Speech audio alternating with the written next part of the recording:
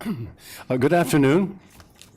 I'm Warren Hogue, IPI's Senior Advisor for External Relations, and I'm happy to welcome you here to this policy forum on engaging young people on democracy.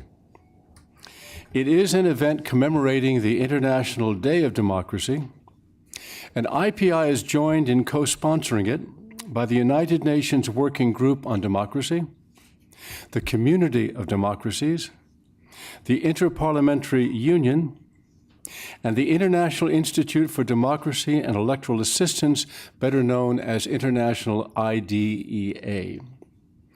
Democracy is a rich subject in this community, as witnessed by the number of co-sponsoring organizations, as is the critical role of young people. And we have a remarkable panel of youth representatives here whom I will introduce you to shortly. But first, I want to bring to the lectern Jan Eliasson, the Deputy United Nations Secretary General, who will make introductory remarks. In this community, Jan truly embodies the old cliche of the person who needs no introduction. In addition to his current job of being number 2 to Secretary General Ban Ki-moon, he has been the first head of the UN Office for the Coordination of Humanitarian Affairs, Sweden's permanent representative to the UN, and the President of the United Nations General Assembly. And as the final indication of how closely identified he is with the UN, I'm going to ask him, as he comes up here, to reach into his side pocket, where, if tradition serves, you will see that he always carries with him a well-thumbed copy of the United Nations Charter. Please join me in welcoming UN Deputy Secretary General Jan Eliasson. I have to be careful because I have a few things in this charter. This is not a well-worn charter. This is my 12th version, 12th copy. So I've carried it since 1980 in my pocket. Several of them have landed in the dry cleaners, but this is now my 12th copy, and it's a constant reminder of what we need to live up to. But I've added a few things here. This is news to you. I have the Universal Declaration of Human Rights. I have the 8 Millennium Goals and a few other things. It's a couple of quotes from Dag Hammarskjöld, one of my mentors and role models. So if you need reminders of what we should deal with, get a copy and put it in your pocket and spread the word. There is also, by the way, a little card, what the UN does every day, which I recommend warmly. Now this is outside my script. Ladies and gentlemen, I'm very, very honored to be here and glad to be here. Thanks for inviting me. I see so many friends in the room. I particularly want to recognize the Secretary General of the International Parliamentary Union here. I'm glad that the parliaments in the world now have a youth dimension in this work, and also Ahmed Al-Endawi, the Secretary's envoy on youth, who is here. And I always say to Ahmed when we meet, we young people have to stick together. And I want to thank the UN's Executive Committee on Peace and Security, the Working Group on Democracy, Elizabeth Bear, you're here, aren't you? And this great group that have worked together. I know Annika Savilen from the UN Democracy Fund is also part of that. The Community of Democracies, the Inter-Parliamentary Union, as I mentioned, and the International Institute for Democracy and Electoral Assistance of Stockholm. I was present at the creation in the center of Stockholm, at that time a little island in the Mälar Lake. You were there, and very proud of that. Thank you very much. And Warren, my dear friend since many years, IPS Senior Advisor for External Relations, who is moderating this discussion. And I'm sorry to the 3 panelists that I have to leave for a meeting on Ebola at 2 o'clock. I regret that very much, but I have colleagues who will keep me posted. So I thank you for coming here. Our common cause is extremely important to Secretary General Ban Ki-moon and me. I have seen in my own country and in my own life the importance of democracy and I would say public trust in institutions. And the SG and I are doing everything possible to promote, as you may have noticed, the rule of law, strong, transparent, accountable institutions, and inclusive democratic governance around the world. In the year 2000, as some of you may recall, not all, but many, member states were clear about the importance of democracy in the Millennium Declaration. Since then, they have reaffirmed this conviction in several documents and declarations. And now our main aspiration is to live up to these declarations.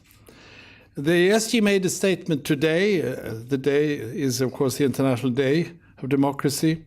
A message where he marks the International Day as a day to strengthen democracy, and that this has never been more important than now. The world today is, and this is a banality to some of you to hear, is turbulent and in deep turmoil. And there are alarming signs of a crisis of legitimacy of state institutions and of fraying social contracts between governments and citizens in far too many parts of the world. The values of the UN, including fundamental principles of the Charter, are under threat. People are living through violent conflicts and threats from terrorism and extremism, and into economic and financial crisis, poverty, inequality, and hunger, and not least in today's Africa, diseases and pandemics. The Ebola crisis requires now swift, effective, and substantial action from all sides. History has shown that peace, equality, and shared prosperity require inclusive societies and responsive and accountable governments. That is why we must do more to empower individuals, especially those who lack opportunities and those in today's world who lack hope. I'm thinking of a specific category which we really have to do everything to help, and that is the millions and millions of people, billions in fact, of young people who have no jobs, or have no future as they see it. And it's a tremendous source of tension and friction in the world. The UN is encouraging governments to listen to their people and to work for positive change. A stable society is not one that doesn't change. It is one where change is taking place inclusively and peacefully and with a focus on the future. So change is in fact the only constant factor in a dynamic society. And this applies not only to democratizing countries, but also to established democracies around the world. These are universal challenges relevant to the lives of billions of people around the world. That's why we need to listen. I always say to my children, it's no coincidence that God gave us 2 ears and 2 eyes and only 1 mouth. We need to see and listen. The UN recently organized, as you may know, a global survey to support our discussions on the global development framework beyond the year 2015.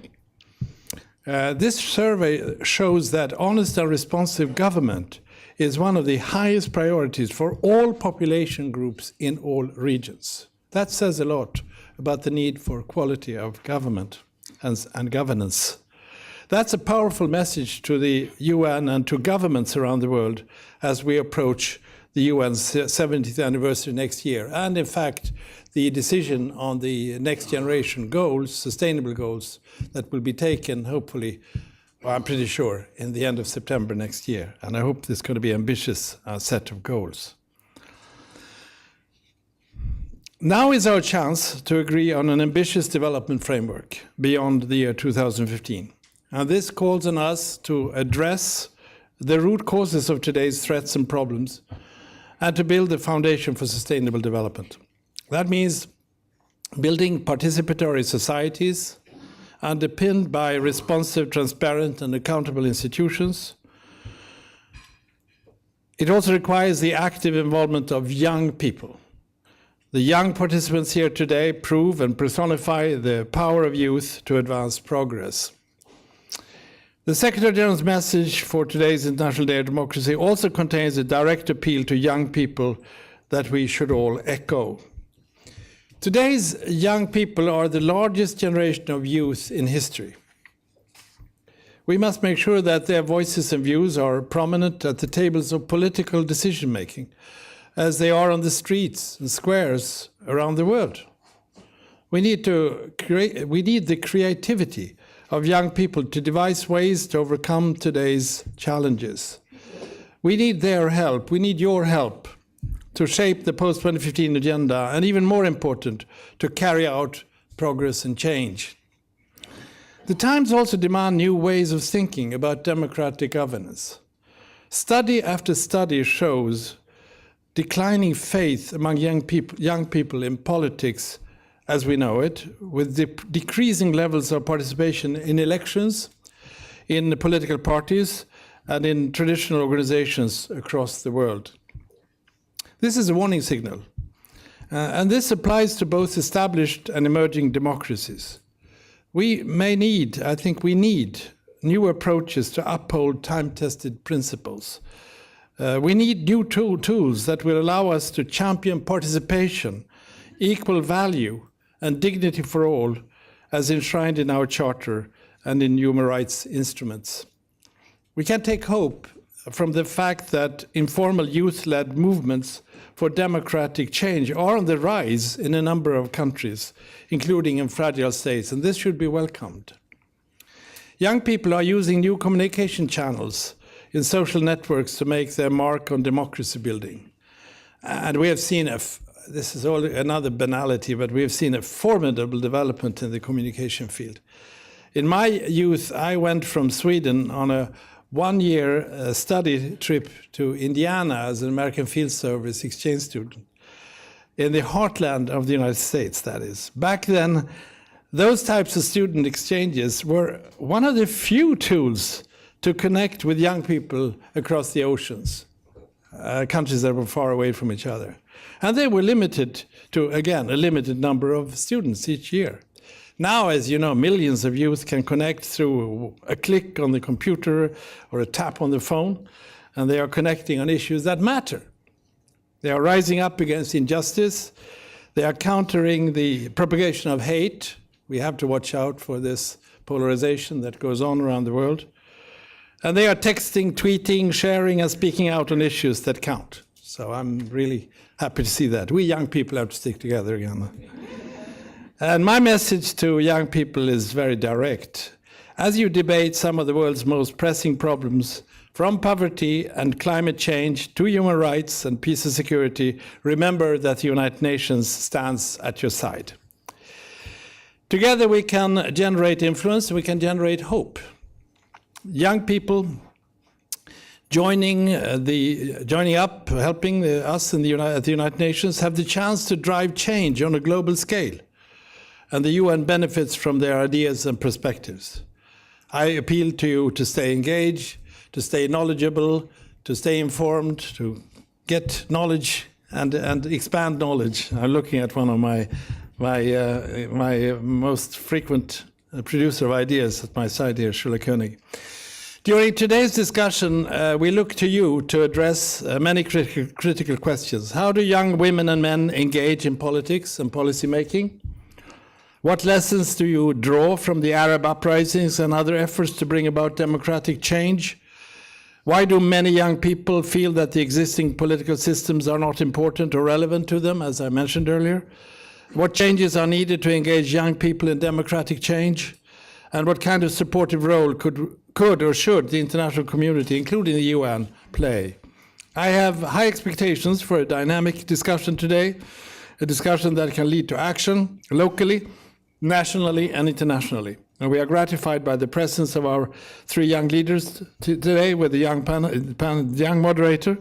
And thank you for your commitment to our shared ideals and to a better future for our world. We all have work to do, don't we? Thank you. Thank you for those inspiring words, Jan. And we'll move right along to our program, and we fully understand your need to leave early on that urgent mission. On this year's International Day of Democracy, as Jan has just said, we note with real concern that studies show declining faith among young people in established politics and in the political class, with the result that there are decreasing levels of participation in elections, in political parties, and traditional social organizations. At the same time, though, we see that informal youth-led movements using modern communication channels and methods and social networks are on the rise. From that latter group, we are lucky today to have a panel of 3 youth representatives from Central America, from North Africa, and from Central Asia, to tell us how they are acting to restore faith in representative governance. You have their biographies in your paper, so let me just introduce them briefly here in the order in which they will speak. Hafsa Al-Failal is a program officer at the Rabat-based NGO Le Médiateur pour la Démocratie et les Droits de l'Homme, and she serves as coordinator for a project financed and managed by the UN Democracy Fund on young people for democracy in Morocco. Gustavo Arturo Martinez Rodriguez is a youth volunteer with the Coordinadora Intersectorial Pro Juventudes, based in San Salvador, working directly on the political participation of youth.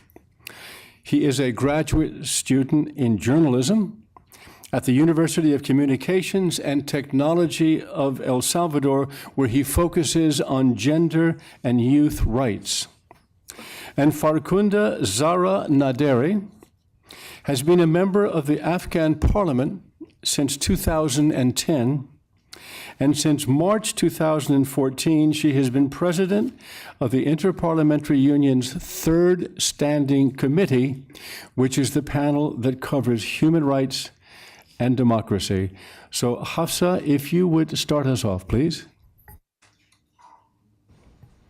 Thank you. Speak directly into that. Okay. Good afternoon, everybody. First, I would like to say that English is not my working language, so I will try to do my best and to be clear in my presentation.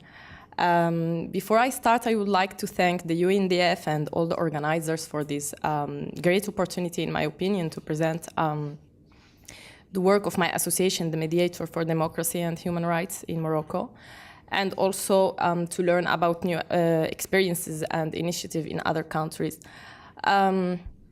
Youth in Morocco represent 30% of the population, and almost the half of them are between 15 and 29 years old. The unemployment rate is around 15%, and the school life expectancy currently estimated 10 years old. Of course, is a result of an early exit from the education system.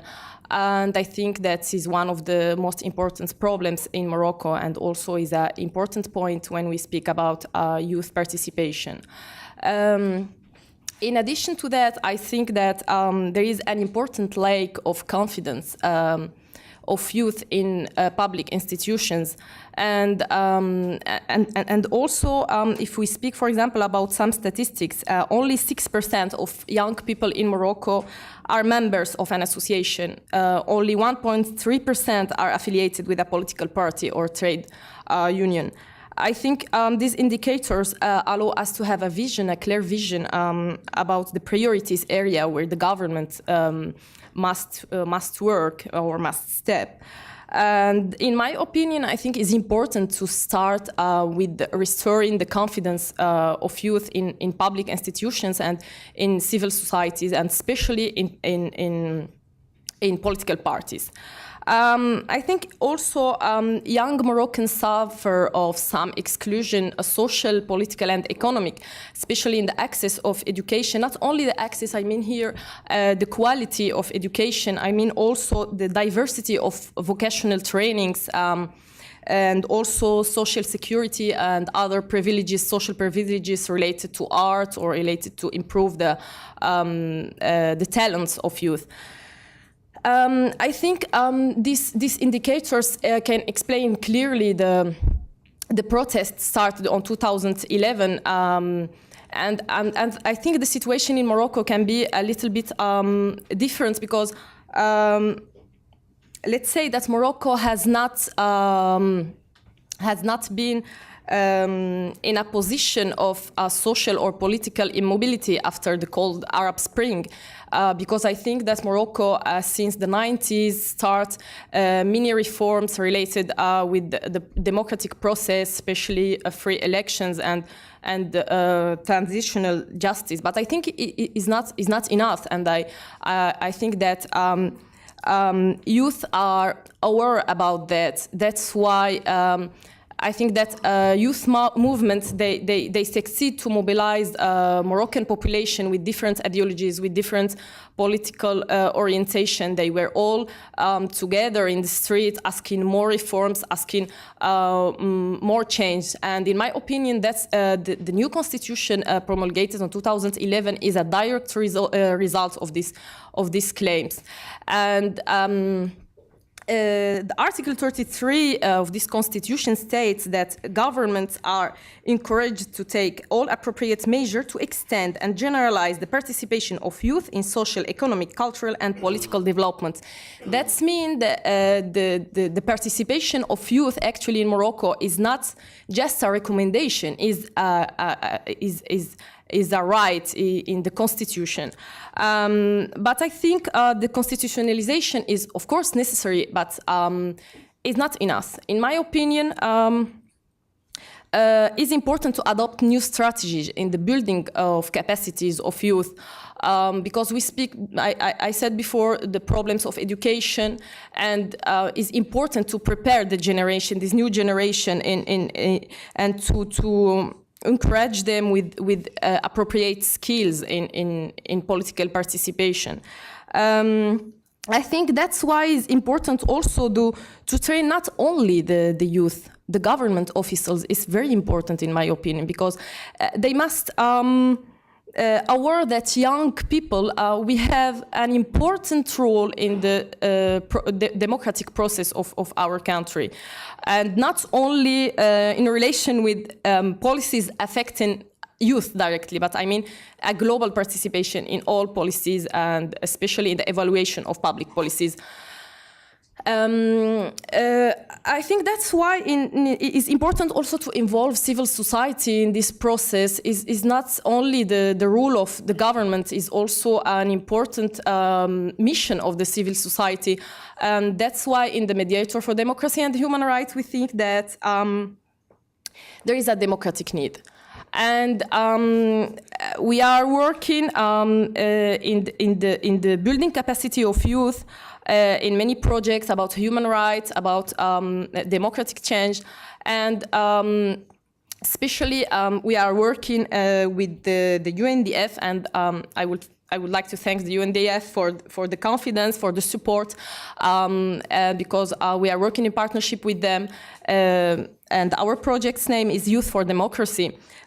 These projects aimed at young people between 18 and 30 years old, and with a goal to involve them in the monitoring of institutional process and the evaluation, especially in the evaluation of public policies, not only policies related to youth, but global policies of the country. And all that as a shadow parliament, as a space for dialogue, as a space of exchange between youth and institution, politicals, etc. The results of this project is to improve the skills of young. I think it's very important to improve their skills, not only in democracy, but also in governments, in leadership, and and to use this knowledge gained for advocacy and political lobbying in their own cities, in their own villages, because the project is working with youth from different regions, from rural areas, and I think this is the added value of this project to the work of the Mediator for Democracy and Human Rights. Thank you.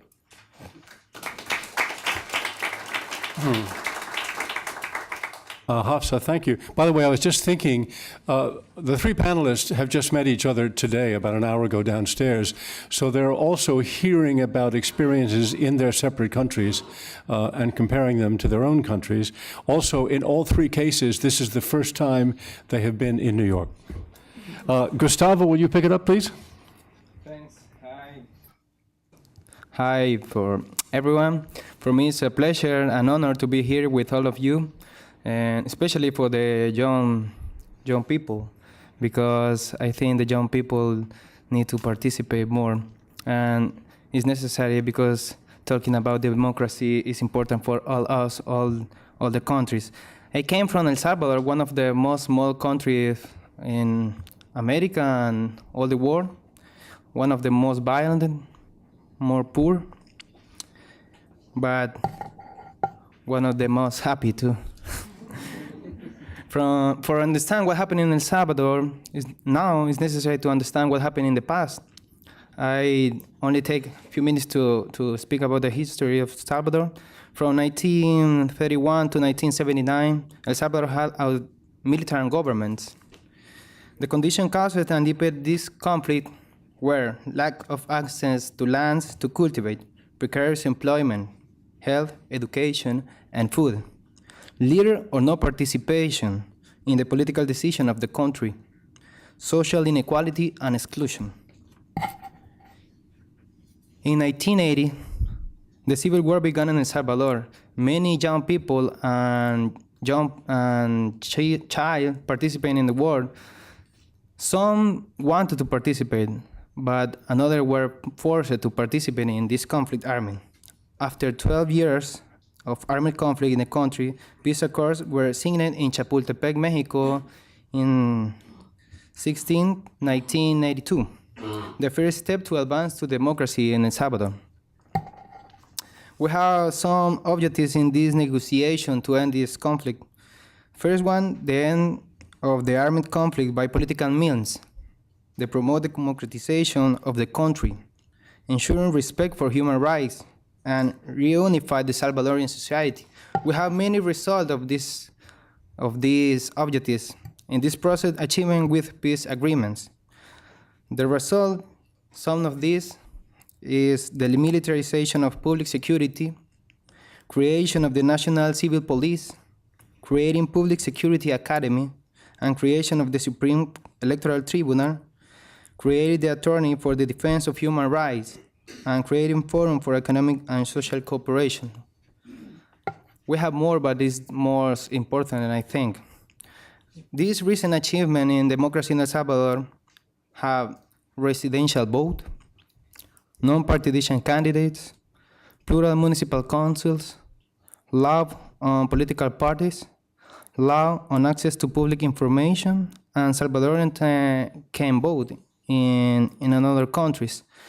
The plural municipal councils start in 2015. It's the first time we have that. It's necessary to wait for see the result of this. But the construction of this process of democracy in my country has not been without problem, challenge, and contradiction. We continue to seek transparency, inclusion, and justice.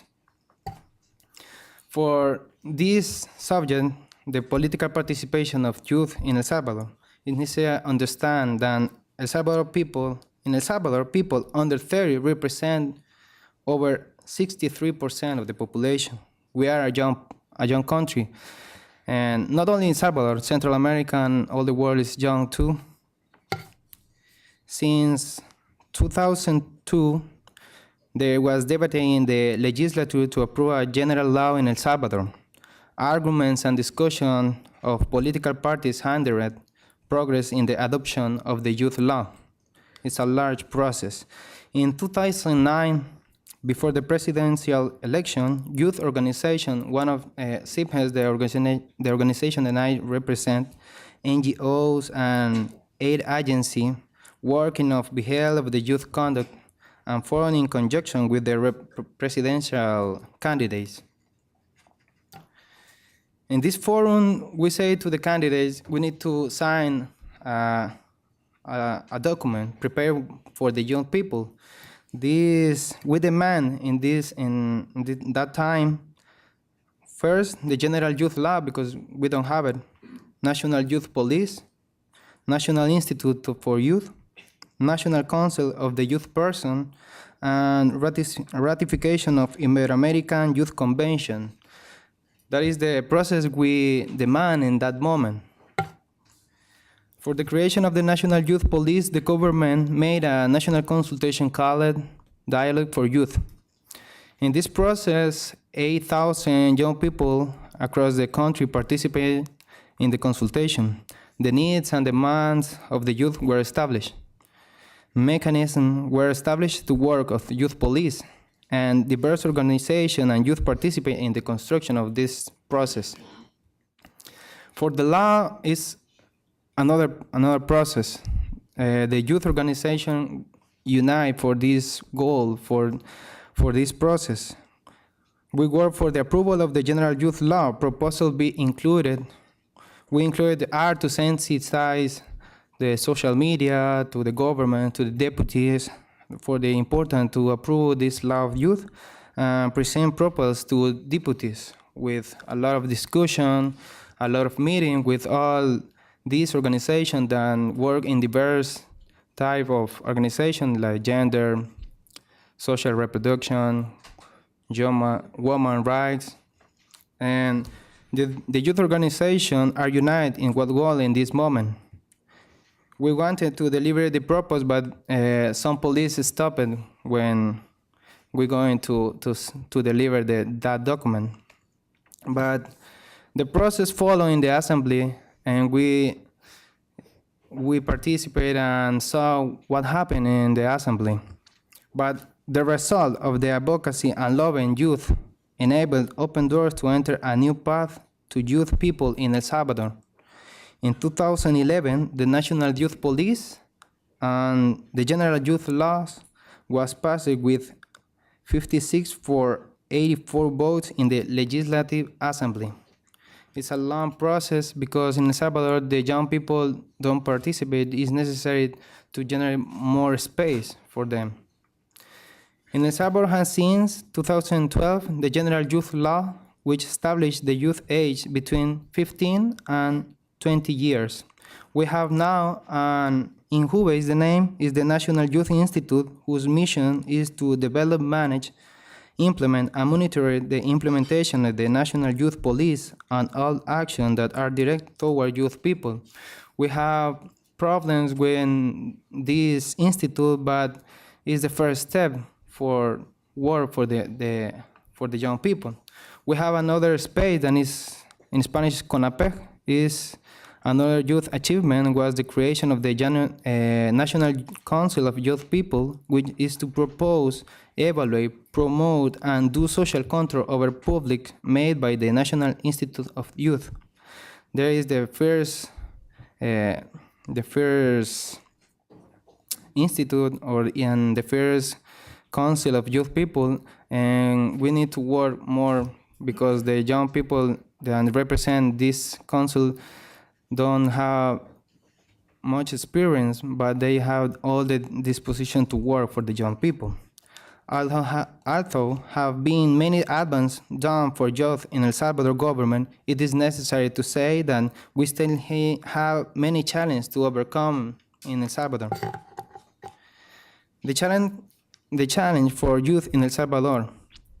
We have in 2015 the elections, but 4,895 of 84,347 young people handed their document identity to vote in these elections. Only 5.78% handled the document. There is a problem because the young people don't believe in the political parties. It's necessary to understand what happened and for this. We have a new thing in El Salvador because one mayor in San Salvador, the capital of El Salvador, we have a new challenge. We have a new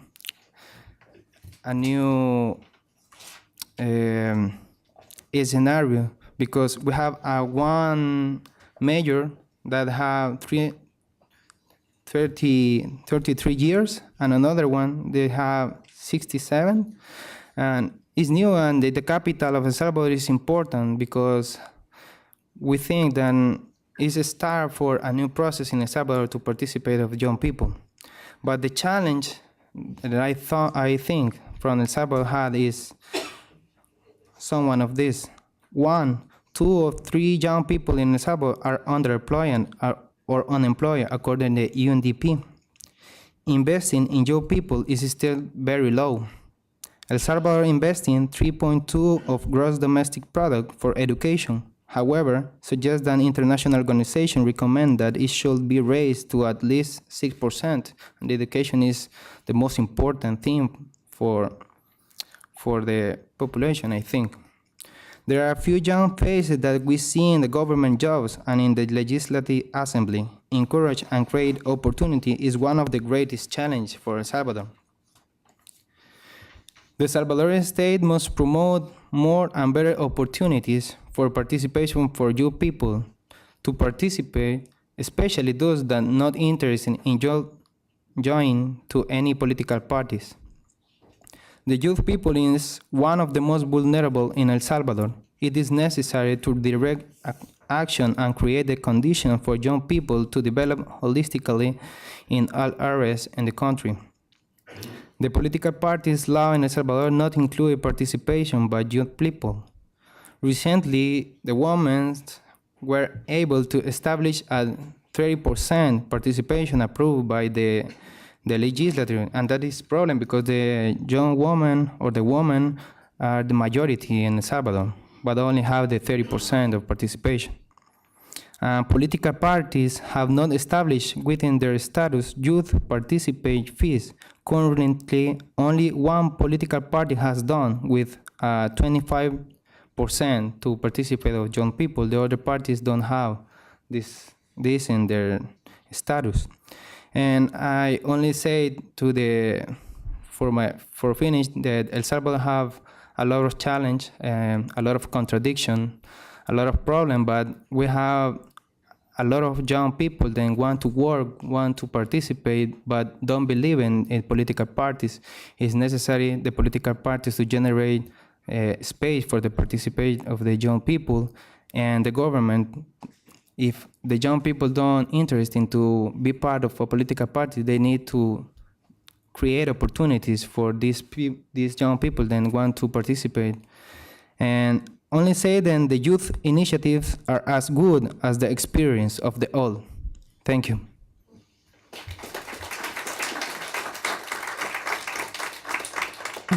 Thank you, Gustavo. I told Gustavo ahead of time I was particularly interested in his country because many years ago, happily before he was born, there was a terrible war fought in El Salvador, and I was the New York Times correspondent covering it.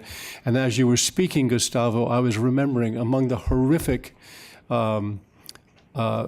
effects of that war was the killing of young people. So many young people were killed. The authoritarian killers deliberately sought out young people because they thought that young people would be the people that would threaten the status quo. And I'm happy to see a young person from El Salvador here today speaking the way you just spoke. Thank you very much. Thank you. Farkunda, can we turn to you? Thank you, Warren. Bismillahirrahmanirrahim. Good afternoon, ladies and gentlemen. It's a true pleasure to be here today to talk about the engagement of youth in democracy, the two fascinating topics for me, and also to come here to share my experience from my country and also to learn about the experiences from the other countries. I believe that when we talk about issues around the world, we are not just talking about problems, but among that problems, we can also find solutions. So that's why we are here today as well. The youth of a nation are the trustees of posterity. Let me move back and make it more complete. The claims of the future are represented by suffering millions, and the youth of a nation are the trustees of posterity. Benjamin Disraeli. Ladies and gentlemen, I came from a country where the majority of population is composed of younger generation. And that is not 50%, that's almost 70%. And in that 70%, which is 68%, in that 68% of Afghan population, which is composed of young generation, is below 25 years old. And the majority of that is from 12 to 18 years old. So I personally believe that if you go back to history of any country, and especially coming to the history of my country, we always would see that the younger generation has been always used in politics and in gaining power. But that use, or that means of using a younger generation, actually was a misuse of them, because the politicians very well know that younger generation are the group that they can bring the changes by the energy that they have, because younger generation is all about acting, all about action, all about bringing the change. So the same thing was true in my country. If you go to the history of Afghanistan for 3 decades, you would find out that younger generation was always a part of the power. But of course, they were misused by power. By emergence of democracy, a new phase came for the younger generation to appear. And that new phase actually brought a great deal of changes in my country, where the younger generation would see themselves to be a part of the future of Afghanistan. Now we do have almost a very good percentage of younger generation in the parliament of Afghanistan, 16 to 18%.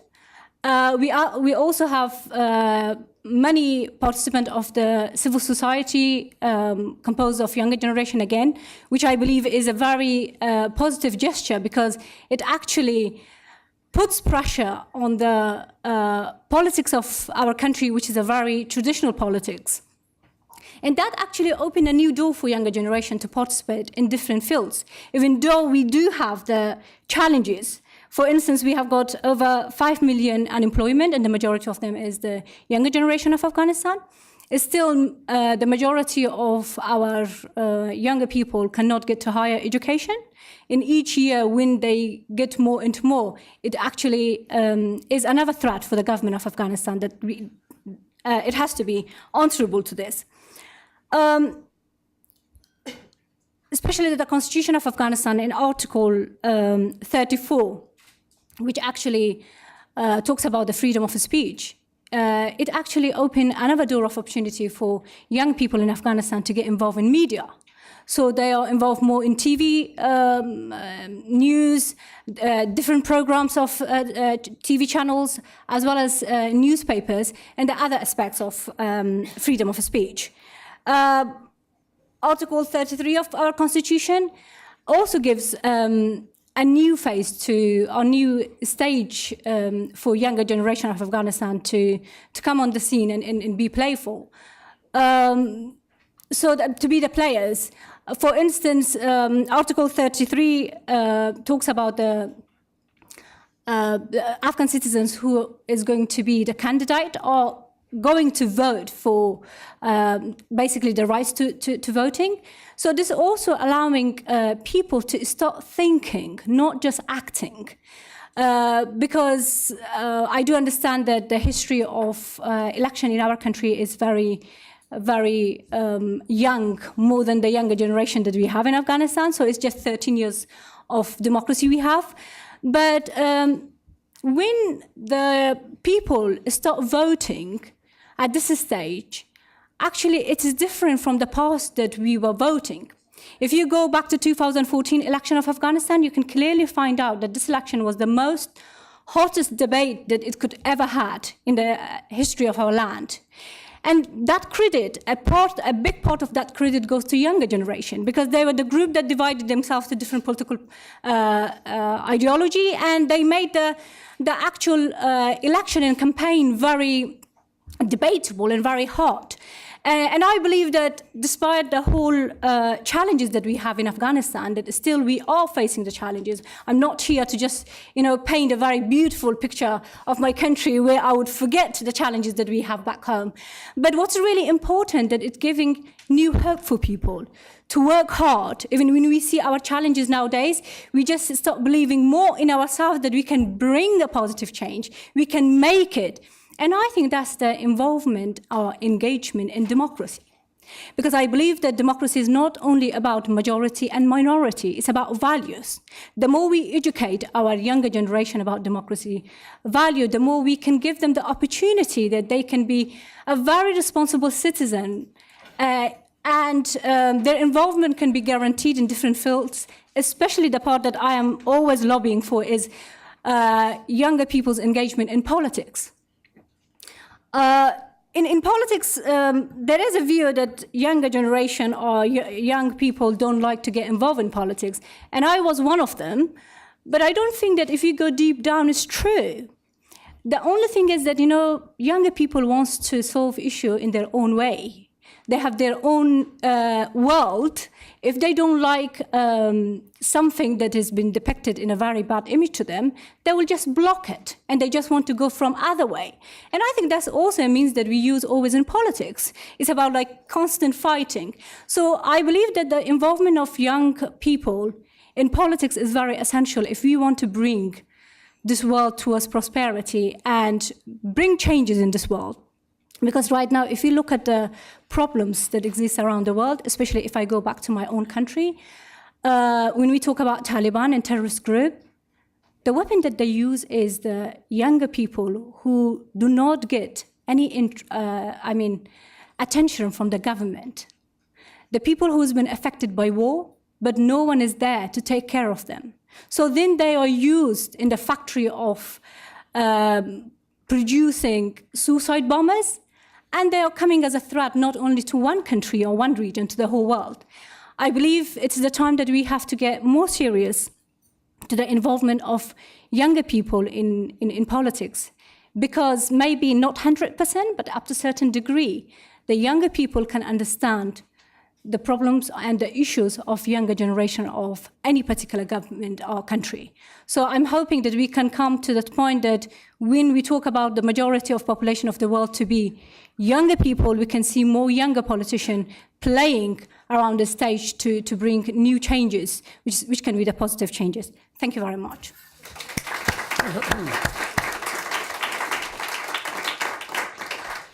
Well, that's a good exposition of the kinds of problems.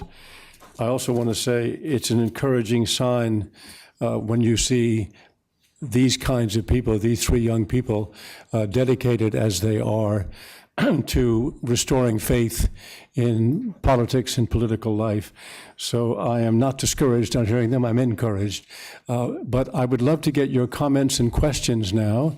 If you would just raise your hand, I will call on you and wait for the microphone to get to you. And please announce your name and affiliation, because we are webcasting this and for the webcast audience. So I have one here, two there. If I see a third hand, we can do three here. We'll take three questions at once, panel, and then I'll ask you to respond to them afterwards. Please.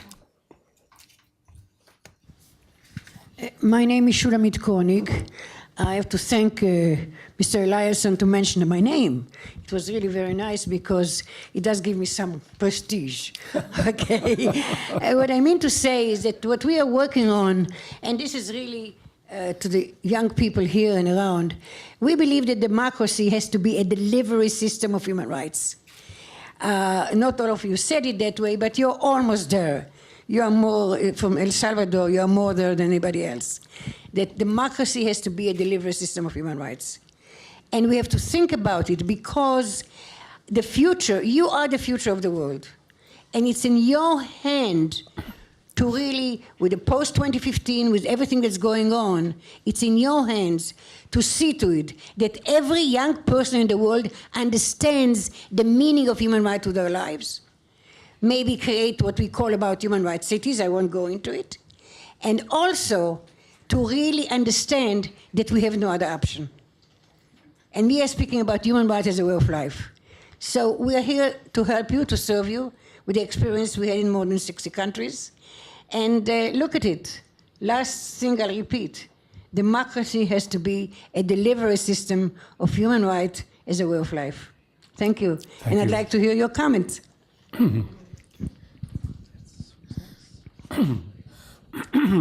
Shazia Rafi from Global Parliamentary Services, former Secretary General of Parliamentarians for Global Action.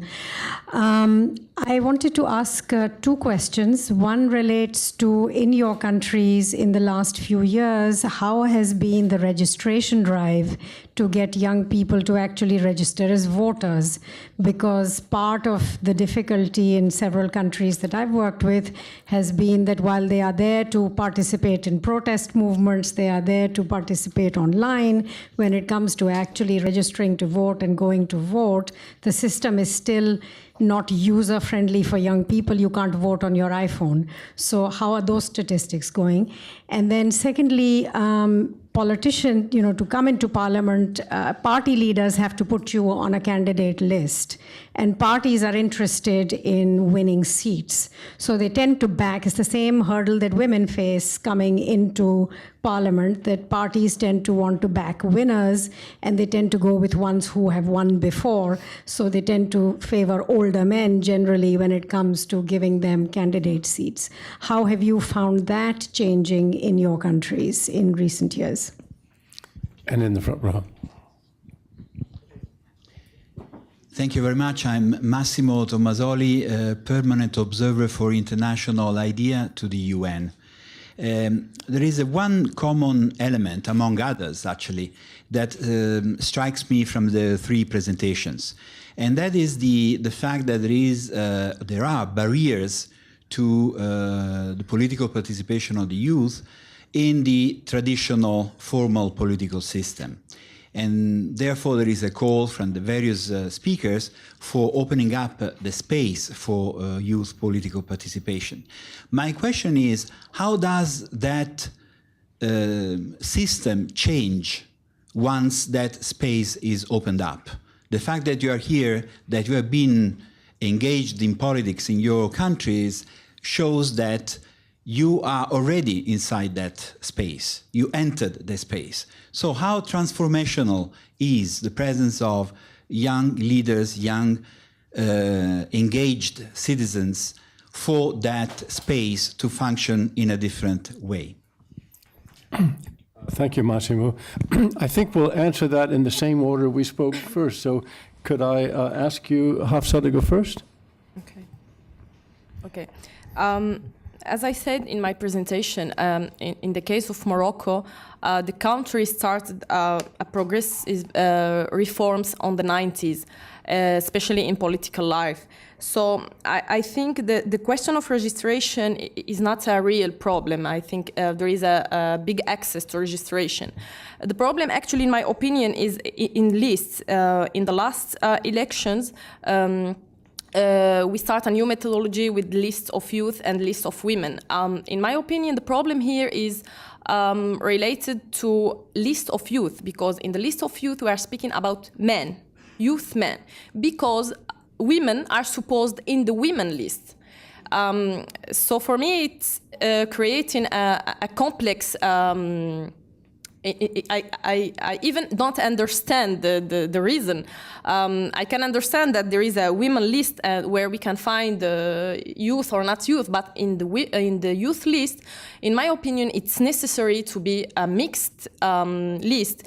It's true that is important because it's the first time there is an important number of youth in in the parliament, we are speaking about, in the list of youth, there is more than 30, and in the women list, more than 60. But we are also speaking about youth with 40 years old. I'm not sure really if these lists represent really especially the percent that I present before.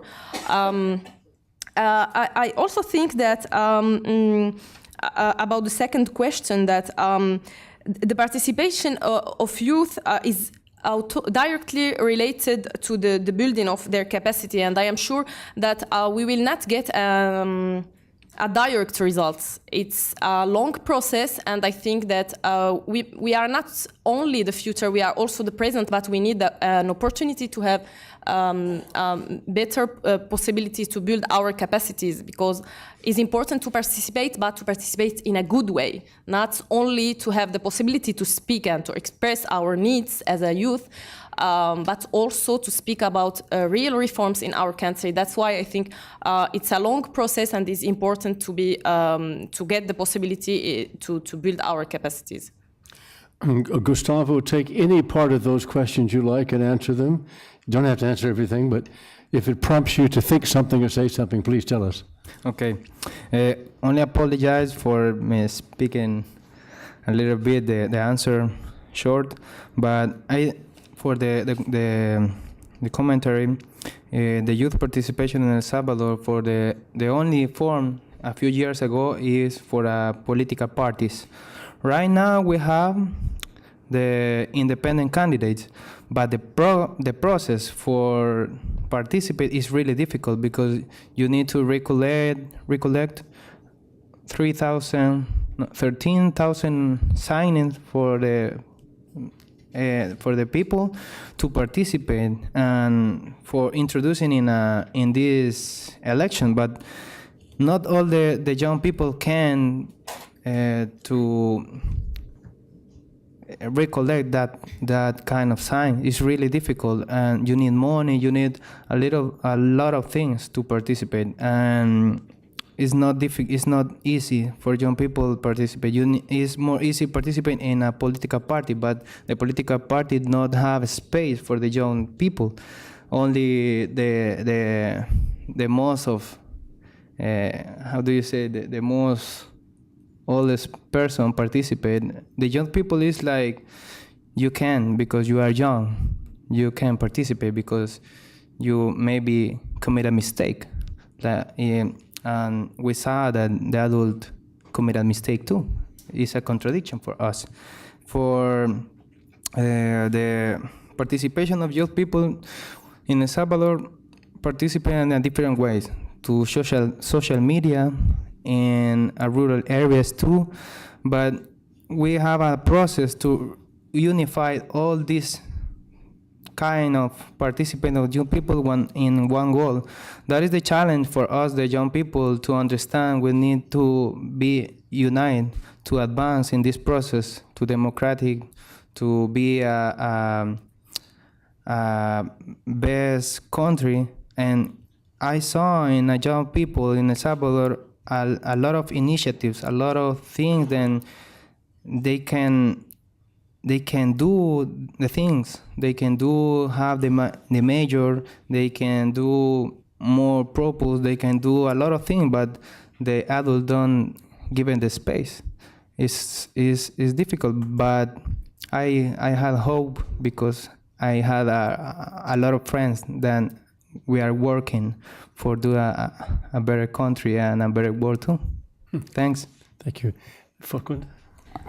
Thank you very much. For the first part about delivering the system of human rights values, I totally agree with that. That's why I said democracy is not about majority and minority, it's about democratic values. And I think this is what needs, particularly in my country, there is a need for that.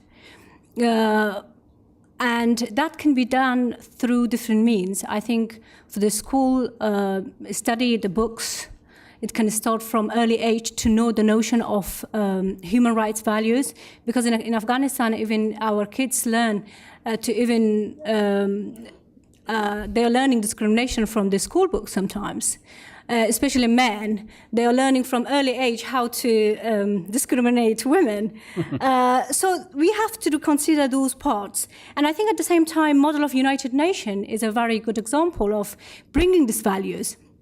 Because in a countries like, they are war-affected country, people always, even the younger generation, believe that if they don't get what they want, they have to use violence.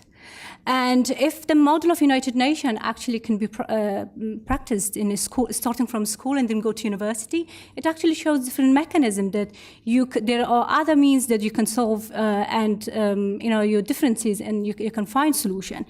Coming for the other part about registration, in Afghanistan also registration is very difficult. But despite the fact that it was very difficult, in this particular election we actually had so much high level of interest of people, especially the younger generation. I do believe that there are lots of people from UN that they know that before 2014, people even thought that we are not going to have any election in Afghanistan. One of the main part that brought this election into action, I think it was the younger generation of Afghanistan, from media, from civil society and other parts, giving hand to each other, and they are coming and saying we are ready. And the country is ready to go through this election. So registration, even though it was difficult, but I think for the next election, we are going to put more effort on that, especially our election this time has been the most famous election around the world. So we are going to work on that more. Political parties, unfortunately, the concept of political party in Afghanistan is not popular. And that is due to the history of war. And at the same time, the efforts of our traditional politicians, they always try to make people to go against, to be more against the political parties. But I think in this phase of democracy, people are learning that we have no other choice but to rely on political parties. And I'm thinking that the new decade that would come, we will have powerful political parties. But yes, going to the last part, which is the traditional politics in Afghanistan and how the younger generation are surviving or moving forward. And I think, again, it's the democracy. And what's really important in democracy is the power of information. And the more younger generation of Afghanistan are learning, studying, and then they are working around, they are always curious to go and get more information, especially about politicians, and talk about that. It doesn't mean it's not, full of challenge. Of course, full of challenges. And the politicians who are getting, the younger generation who are getting involved in politics, they do face a lot of challenges. But again, the good part of it is the engagement of Afghanistan with the international community and the values of democracy that you have with you, and the discussion that you use by the means of media, and you do more public awareness, and that is at the same time a power for you that you can challenge the traditional politicians inside the country. Thank you. I have two questions, and the third here. So number one, number two, and number three. And then we'll have time for three more. Hi, I'm Patty Torsney from the Inter-Parliamentary Union. Some countries have a different age for voting and another age for taking office. So in the United States, you can vote at 18, but you can't take a seat in the Congress until you're 25, or in the Senate until you're 30, or be president until you're 35. Do you agree with this? Do you think it should be changed? Can you comment on your own particular countries and whether there are constitutional challenges to being a young person in public office? Thank you, Patty. Just pass it right behind.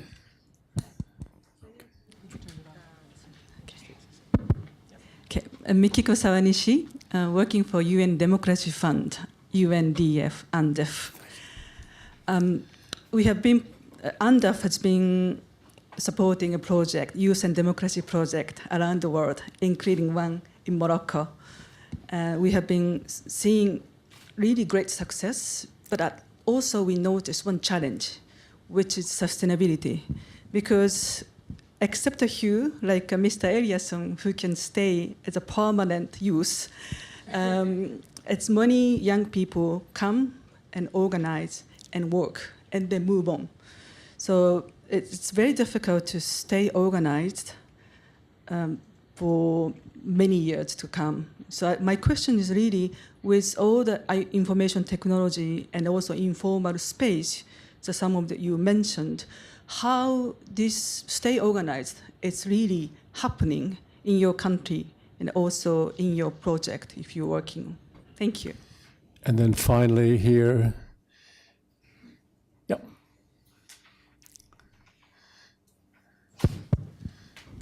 Hello, my name is Farhunda as well, and I'm interning at the Department of Political Affairs. My question goes to Farhunda, and thank you for the beautiful presentation. As the current Afghan election is in crisis and it's really shattering the newly born democracy in Afghanistan, and who's going to lose more is young people, as you described. So as a parliamentarian and as a youth activist or supporter, what has been your role in trying to ease this problem and trying to reach to the candidates to reach a negotiation? Thank you. So I think we'll answer those three in the reverse order, particularly since the last question was directed at you, Farhunda. Could you take the three? Thank you. Sure, thank you very much. Actually, as a member of parliament, that I can raise voice would be more for the overall, the general values. But at the same time, I'm politically divided and I'm supporting a particular candidate. So my voice would not be similar to the level that it was before, because many parts that I would talk, it will be, immediately attached to the political group that I'm supporting. But yes, for instance, when we talked about during the election time and civil war, of course, civil war is not permitted in the Constitution of Afghanistan, so anyone who talks about civil law is against the Constitution of Afghanistan. So that's the red lines that I could raise my voice as a member of parliament, regardless of the fact that they would say that, okay, I'm talking more about the benefit of my political figure. For the negotiation, I think so far is coming well. And we are hoping that we are going to get the announcement of the result. It's been such a long time. I think now it's not only Afghan nation who's waiting for the announcement, and I think the UN is also looking forward to that. And I'm hoping that for this particular UN gathering, we are going to have the head of the state of Afghanistan as well. And I think what is really essential now, the candidate also realizes if they will make this more longer, it will frustrate the nation more, the security even more. It will come to the level that no one can control the country after that. So to the part that I've been, updated, it is a very fluctuating graph going up and down. So in one point they are happy and the next point it's not. But I'm thinking we are very close to that. And we, I think, work to the level, again, when I talk again, my wording will go and immediately to the candidate that I am supporting. But let's not forget the fact that a candidate who's the winner, and that we are going to have a winner and loser according to our constitution and according to the value of democracy. So that should be a well-known concept inside the country, that the loser and the winner should have their position. And after that, as a loser and a winner of an election, they both should work for Afghanistan and prosperity of Afghanistan. So that's the line that they're both going to be the winners. So my point is that so far from our group, everything that was done, again, as a winner, it is quite, I'm not going to use the word generous, but I think it's very understandable. But overall, so far it's well, and I'm hoping that in a couple of days we are going to get a result from that. Thank you. And the age of voting in Afghanistan? The age of voting is 18. And when you want to become a candidate for the lower house of parliament, you have to be 25. I think one of the Equator, I think it was, that I learned it was the age of 18 that they become, or 17, a member of parliament, which was very fascinating for me, because this is the time that if it was 17, then it means 18, we are voting. But there are countries around the world who is getting a very young age in the parliament that for me it was very surprising the first time when I met them. And then one last question, the question about organization. Sorry? You remember the question about organization, about the political parties, that how they organize? It's always difficult to organize in any part. And especially, if I go as a woman, when I speak, I always make my handbag in a way that it can be organized very well, that I can find things easily. But I always see myself being challenged. So coming to your point, I think a good example of that is our election time. That even though we had the enthusiasm of the younger generation participating in election, and all of a sudden it was getting out of control. And everyone was talking about civil war, and they were bringing that concept in the mind of our younger generation. But I think it was a great lesson for us to learn as well. One of the formula that I use in Afghanistan in my mind repeatedly during the election time is that the people who were 5 years old when the previous regime collapsed, meaning Taliban, then you add that with the, they were 5 years old at that time, and 7 years that Taliban ruled Afghanistan is going to be 12 years old. And then you're going to add that with 13 years of democracy, you get 25 years old. Then you realize that many people forgotten, many younger generation, they don't know the taste of civil war. They don't know many disorganized attacks inside the country. So during this election, we realized that we have to do more. Because when you get a generation of democracy, which they always use the freedom of speech sometimes to the level that they will just criticize, and then the only thing that they can remember would be like, if they're 5 years old and the first stage of their memory would come from Taliban, then they don't know any other flavor of war. It can be very devastating for the country. So for me, even though that was something very threatening, at the same time, it's a great lesson that for the upcoming government of Afghanistan, we have to do more. We have to put pressure more on the government, how to organize the whole concept and make it to move forward. Gustavo, two questions that I want to put from the floor. One is, what is the voting age in El Salvador? And do you agree with it, or would you like to see it higher or lower? And the second question has to do with the organization of political parties. How is that done in El Salvador? How do political parties organize and attract people to them? For the first question, I really identified, because when I was writing this presentation, I put, for deputies in El Salvador, you need to have 25 years. 25. And for be president, 30 years. But it's an utopia. It's a dream, because... Can I presume you think it should be lower? What? Can I presume that you would like to see the number lower? Can I imagine you would rather see a number more like 18, not 25, as the voting age? You can vote. You can vote when you have 18. Oh, I'm sorry, I misunderstood you then. Yeah, but if you want to participate like a deputy, you need 25. I see. Yeah.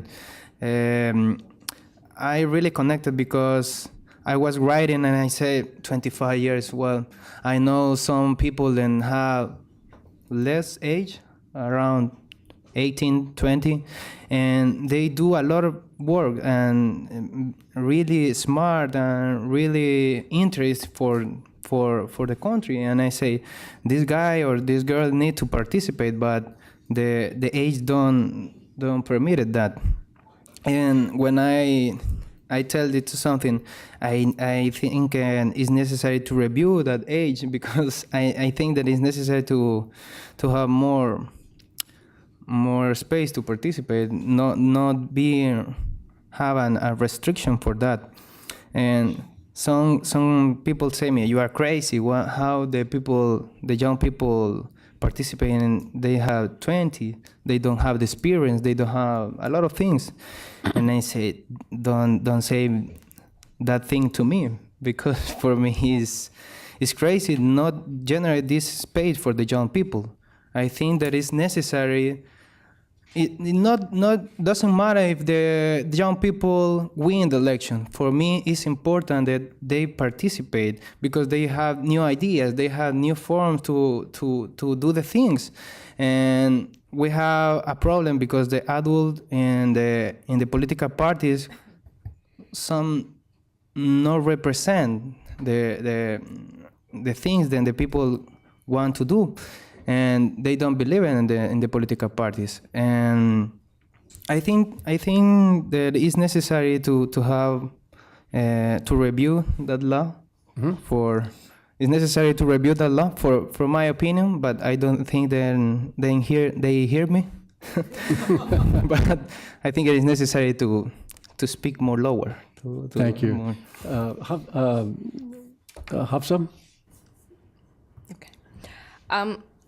In my opinion, I think we lost time speaking about the age. Because if in the majority of countries, the majority age is 18, I don't understand why someone can vote, can choose a candidate, a parliamentary, but he cannot or she cannot she cannot be candidate for the parliament. I think the question is clear. And we don't need really to discuss a lot about it. If the majority age is 18, 18 must be the age of both of them. I think it's important to accept youth with all the aspects. We can do wrong things. We can also have great ideas. We don't need to be brilliant, perfect to participate. And also because I think youth represents an important percent of the society. This paternal, let's say, rule of not old but older people is a big mistake. It's the same thing with women. When the woman is brilliant and perfect, we say the woman she can have a big role in the society. But if we commit any mistake, so okay, because she's a woman, I think it's the same prejudice, and I think with about youth is the same problem. But I think it's important to limit the age, because with 40 we are not young. It's important to be between 18 and 30. In some transitional situations, we can speak till 35, but in my opinion, I cannot accept 40 years old as a representative of youth people. Related to the second question, I don't know if I misunderstood, but it was about the sustainability of projects. And I think is a challenge for all the association, for all the civil society organizations. In our case, for example, in the Mediator for Democracy and Human Rights, we create an important material related to trainings for youth. Even if the young people, they cannot get the training directly, there is a simple material they can use themselves in their association, in their regions, in their villages. And also, I think in our situation, we tried from the beginning of the project to develop new partnerships with government institution, and especially with the Moroccan Human Rights Council. And I think is a good way to get the possibility to continue with this project. That's all I think. Thank you. We have time for 3 more questions. Rhonda, I saw your hand, and then in front of you, and then in the back. Yeah, good. It's Rhonda Haubin, and I have a blog at tats.de, something called Netizen Blog. And my question is, I guess I'm wondering why the discussion has been limited, since this is about democracy, to elections and political parties, and that it seems to me the internet and netizens are making it possible to have a broader concept of democracy. And I'm wondering if in your countries, there are people online who are able to discuss the desire for a broader concept of democracy, and if you see any examples of that, because I know there in some various places in the world, there are various things that netizens are doing to try to participate in ways that they do have an impact, and they're not depending on elections and the standard political parties. Thank you. Thank you. Right in front.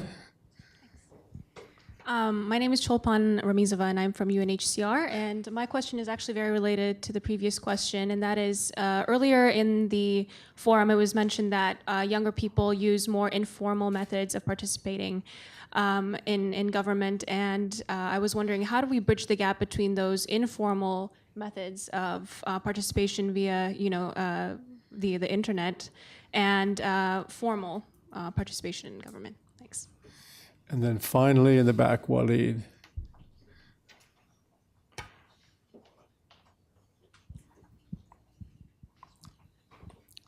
thank you first to all the panelists. My name is Walid with IBI. A little louder, Walid. Walid Al-Hariri with IBI. I really enjoyed all your talks, thorough talks, and I see you as a role model. I would like to frame my question in the very simplest terms, because I'm sure many youth might have the same question who are watching online too. I, as a youth, see governments, many existing governments corrupt. Many institutions are corrupt too. I don't want to associate with them. I don't want to elect. There are limited options from who we can elect into parliament to represent us. I, as someone who is outside the political sphere, can you give me advice on how to effectively stay engaged in the political processes, even though that I lack trust on these institutions, in these government bureaucracies? Can you just give me a general advice? And I'm sure many youth may have the same question. Thank you. Okay, why don't we go back to the original idea, and Hafsa, if you would take any part of those questions you would like and answer them, and this will be the end of our session in about 7 or 8 minutes. I will start maybe with the first question. In my opinion, there is not one democracy. There is not one international reference, in my opinion. Each country can build its own democracy. The only thing that, in my opinion, is important to share is the values of human rights. And later, I think everyone can build his own democracy, and that's why, for example, in our project, when we speak about democracy, we speak about human rights. The first trainings is about human rights, about obligations, about also rights.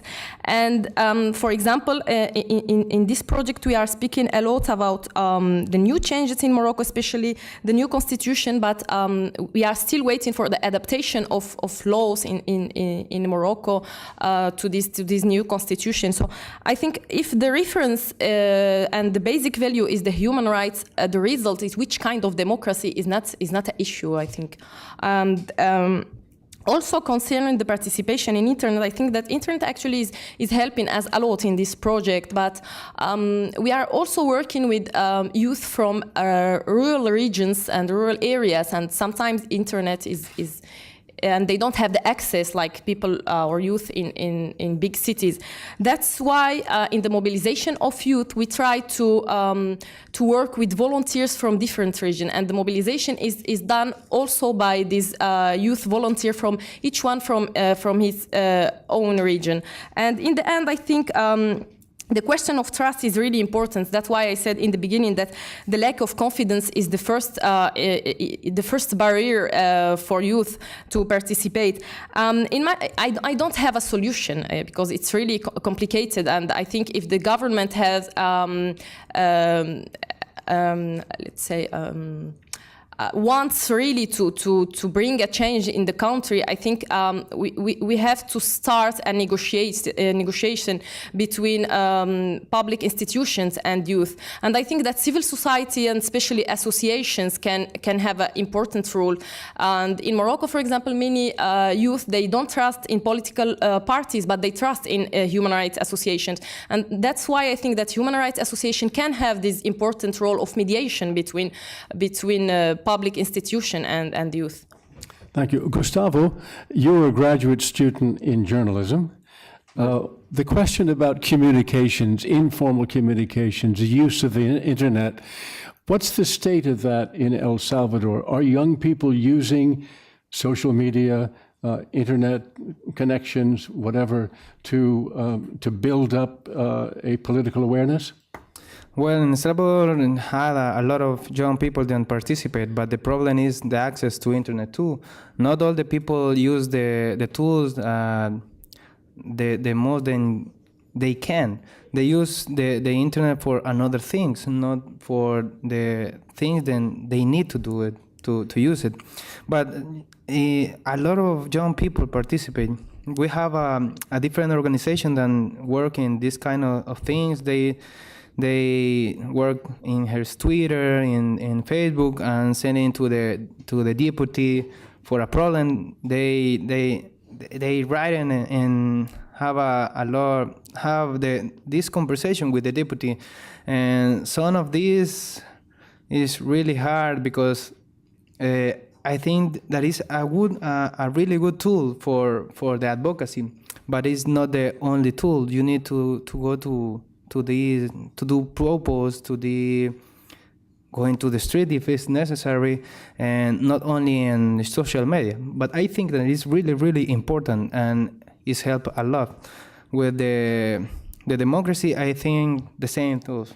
Herself is not a concept global to democracy. I think that it's necessary each country build the democracy they want, and it is a long process. In El Salvador, we are still to building that kind of democracy, and for the advice, I think that is necessary to do the things. Is the vote and the election is one of these forms to participate, but you can participate all your days, day of day. You can do the things that you need to do, study, work, if you can talk with some young people and motivate and say you need to participate in not only in elections. You can participate a lot, too many forms, and we need to know that not only in El Salvador, in all of the world, we need to have this commitment with the war and do the things. Then you can do. If you do that things, the country and the world is better, I think. Thank you. Farkunda, I'm going to call on you last. In addition to the questions that might have piqued your interest, I will not and don't mean to inquire as to which one of the two candidates is your candidate in Afghanistan, but it occurs to me that election and the outcome and the exercise right now illustrates another tenet of democracy, which is that losers must accept their loss, and winners, when they accept their win, have to include the losing side in the creation of what follows. Is that a fair statement? Shall I answer your question and then go there? Either way. Yeah, all right. I support Dr. Ashraf Ghani Ahmadzai. And the concept of national unity government is not really a bad concept if it goes with the criteria in the standard. But again, we are talking about politics. We are talking about politicians who uses beautiful words, but de facto they do something different. So the struggle that we are facing right now is about this national unity government that it goes beyond its boundaries. Basically what is meaning, of course, it means that we want a president and a shadow president. Yeah. So that's why the negotiation is taking more time. Because there is, I believe that there is even right now a very hot negotiation taking place to define that further. National unity government in Afghanistan will definitely work if it's based on criteria. If we are not going to have any loser and everyone claim to be the winner, it is not just about these two candidates in the country. In the future, we cannot have election. And no one can predict a positive outcome from the upcoming election in Afghanistan, because everyone would like to use the same method and continue it. And I think it's even the demand that we have right now, it all of a sudden didn't come. It actually came from the previous election that we had in the country. When President Karzai was the winner, there was also the fraud concept very popular in Afghanistan, but the only difference is at that time, it actually diminished quickly. Why? Because the government actually was divided between the two sides.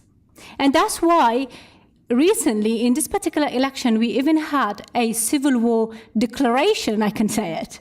Why? Because the government of Afghanistan was divided between the two sides, that even when there was a voice for the civil war inside the country, there was a confidence that the whole ministries inside Afghanistan has been divided between the two sides, meaning the government and the opposition. So with that confidence, they actually announced the threat of the civil war. So if the same thing is happening now, if the country is going to get divided between the two candidates, not based on the criteria and what was promised for the nation during the election time, then it means we are allowing the status quo to continue, meaning that it is going to be a shareholder of a company, that they are dividing the company among themselves and closing the door. And that actually undermining the efforts of Afghan nation who actually participated during election. We all know that election is not perfect in any part of the world, especially we are talking about Afghanistan. So our politician, I think it has to be very far away from our politician to come to that level, high level of a perfectionist at this stage, to say, I'm not going to accept any election because it's not a perfect election of 21st century. So this irregularity, as well as the fraud, no one can deny that it does take place in Afghanistan, and it was even predicted beforehand. But what's really important, I think, when we have fraud, when we have irregularity inside the country, it actually tells the two candidates how much work they have to do in order to bring a proper democracy in Afghanistan. I think their responsibility is that the upcoming election, which is going to be the parliamentary election, there has to be more proper system that the people can participate with confidence. But now they're trying to destroy the whole image of democracy just because there was some error or some problem in the system. And I think that's not a good excuse for that. But apart from that, I think once the loser and the winner is identified, who is the loser and who is the winner, then the winner can open the arm and embrace the loser and say, let's work together, because we have a country which is full of challenges. I cannot do it with just by myself. We need all to work together. And I think that kind of concept should be encouraged inside the country. Not that everyone coming and blackmailing that I will bring civil war if what I'm demanding, I would not be able to get that. And at the same time, it's going to be a very dangerous foundation for the upcoming politics of Afghanistan, that we do not want that. Especially the people of Afghanistan who voted during this time, they don't want the continuity of the current government. Coming to three questions, I tried to merge all of them together. Why democracy is mainly dominated by the political parties in election. And the second one, the social media, informal social media, how effective it can be. And the third one about disliking politics and not trusting them. It might go to a certain level to the concept of apolitics, that, politicians or people who are in power, they sometimes do like that, seeing other people not being in politics, because they want to keep the circle among themselves. Whatever they do, it has to be always a secret. So if I merge all of them together, first of all, I'm coming to your question that, because when we talk about democracy, unfortunately, democracy has been taken as a hostage by powerful people in many countries like my country. So it is always the political parties. Unfortunately, political parties in Afghanistan is not that strong. And the election that gives more attention to youth. Because politicians, they know that they need vote and they need good campaign, and they know very well that who can do that for them. So that's the time that they actually engage the young people. But as soon as the election is done, they forget about all of them. So that's why this topic most of the time actually coming to the center of the agenda. The second part, social media, was, in our experience, very popular during our campaign. Facebook was actually, making most of the strongest debate inside the country, drawing attention to a particular topic. So it is very powerful, even if it's informal. It's already recognized. But coming to, again, to your point, I am one of those people that I never liked politics. When I was a law student, I was always going through 30 minutes of debate, maybe, to just prove that politics is separate from law. But now, as a politician, I always say they're the two sides of one coin. So basically, the purpose that you don't like it, I personally believe that you deep down, you care about it. That's why you don't like it. But you will find your way how to get there and make them responsible. I think you have to be a part of it. Because if you're not there, your life and your every aspect of your identity can get dominated by politics. Why should you leave it? The more you leave it, the more the people who is inside the circle, they will be happy, because they don't want more participation and they don't want inclusive participation. So what's really important for the younger generation is better to go inside and really see the true faces of politicians, rather than being outside and only get their views. And by that view, going back to my country's perspective, they even go to kill themselves for a particular point that is right for a politician, but at the end of the day, you will find out that it's not really worth it. So what's worth it, you have to be inside and change that wrong action that actually exists in that stage. Thank you. Walid and Farkhunda, you have combined right now to provide a perfect coda to this conversation, because we began asking if young people were turned off by politics and not participating, and I'm encouraged and pleased by the answer you just gave, admitting, yes, we all hate politics, but then saying unless we get involved in it, we cannot affect it. Thank all three of you so much for coming a great distance to be here. Thank you all for your questions.